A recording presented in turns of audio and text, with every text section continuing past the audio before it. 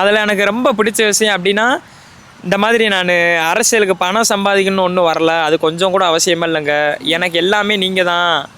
உங்களுடைய பாசம், நீங்கள் கொடுத்த அன்பு, உங்களில் ஒருத்தனா நான் இருக்கேன், சொந்தக்காரனாகவே ஆக்கிட்டீங்க. பணம் சம்பாதிக்க நான் வரல அப்படின்னு சிம்பிளாக ஒரே வார்த்தையில முடிச்சிட்டாரு. உண்மைதான். அவர்கிட்ட இல்லாத பணமா காசா? பணம் சம்பாதிக்கின்றதெல்லாம் அவர் வரல.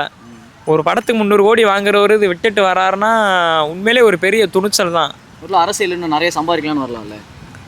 அப்படிலாம் வாய்ப்பு இல்லை. அவரை பொறுத்தளவுக்கு சம்பாதிக்கன்றதுக்கெலாம் வரல. அவர் நினச்சிருந்தா எப்படியோ இருந்திருக்கலாம். பந்தாவா வீட்டிலேயே நல்லா சாப்பிட்டு நல்லா ரெஸ்ட் எடுத்து வெளியில் நீட்டாக ஷூட்டிங்கு அப்படியே ஜாலியாக என்ஜாய் இருந்திருக்கலாம். மக்களுக்காண்டி ஒரு மனுஷன் இந்த இப்போ திருப்போன அஜித்குமார் இதெல்லாம் பார்த்தீங்கன்னா, நம்ம சென்னை அண்ணா சிலை மெயின் ரோட்டில் தான் நம்ம இது போட்டிருந்தாங்க போராட்டம். பிளாக் கலர் டிஷர்ட் போட்டு அந்த மனுஷன் பாவம் எனக்கே ரொம்ப அப்படியே கண்ணெல்லாம் கலங்கிருச்சு. ஒரு கருப்பு கலர் டிஷர்ட் போட்டுக்கிட்டு வெட்ட வெயிலில் அப்படியே சாப்பிடாம கொள்ளாமல் கூட போர்டை பிடிச்சிக்கிட்டு நிற்கிறாரு. அந்த மனுஷனை இன்னைக்கு போட்டு ஆளுக்கு சித்திரம் பண்ணுறாங்க.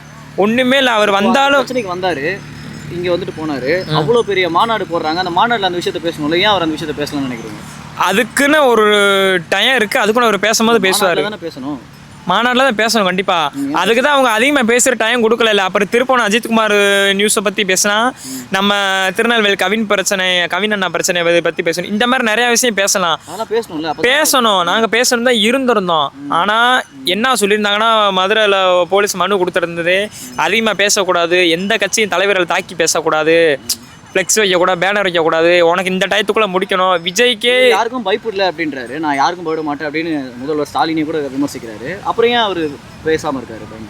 அதான் ப்ரோ, தலைவருக்கே பேசுறதுக்கு 1/2 hour தான் பர்மிஷன் கொடுத்துருக்காங்க. அவர் நினச்சிருந்தா இதே போன வருஷம் விழுப்புரம் விக்கிரவாண்டி சேனலில் 1 hour பேசியிருந்தாங்க.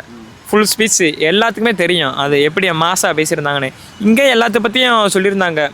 கொள்கை தலைவர் பாஜக தான், அரசியல் தலைவர் திமுக தான், இதில் எந்த மாற்று கருத்தும் இல்லை.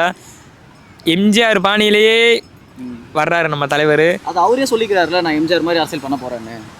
ஆமாம், இதில் ஒன்றும் தப்பு இல்லையே. மக்கள் ஏற்றுக்கிட்டாங்க. திருச்சியில் இப்போ ஃபஸ்ட்டு பிரச்சாரம் அவர் அங்கே போட்டார். எல்லாமே திருச்சியிலேருந்து ஆரம்பிச்செல்லாம் வெற்றியாதே முடியுது. அதே பாணியில் இன்றைக்கி நம்ம தலைவரும் விஜயண்ணா திருச்சியிலேருந்தே ஆரம்பித்தாங்க. இன்ன வரைக்கும் ஒரு கட்சி ஆரம்பிச்சிலேருந்து நல்லா தான் போய்க்கிருக்கு. இதில் ஒன்று மட்டும் தெரிஞ்சுக்கிறேன். 2 வருஷம் ஆயிருக்கு அரசியல் கட்சி ஆரம்பிச்சு. இது வரைக்கும் மக்களுக்காக இந்த விஷயத்த சூப்பராக பண்ணாரு அப்படின்னு எதனா ஒரு விஷயம் இருக்கா? என்ன இருக்கு? இது வரைக்கும் மக்களுக்காக என்ன பண்ணியிருக்காரு அப்படின்னா, இப்போ இந்த திருப்போன அஜித்குமார் சம்பவத்தை பற்றி சொல்லலாம். பரந்தூர் விமான நிலையத்தில் போய் இது பண்ணி சொல்லலாம். அங்கெல்லாம் போனவர் சென்னையில் நடந்த இந்த ஒரு பிரச்சனைக்கு ஏன் வரல? சென்னையில் இந்த தூய்மை பணியாளர் போராட்டம் பெருசாக இருந்துச்சு. ஆமாம், அதுக்கு ஏன் ஒரு ஆதரவு தர வரல? அது யார் சொன்ன ஆதரவு தர வரலன்னு?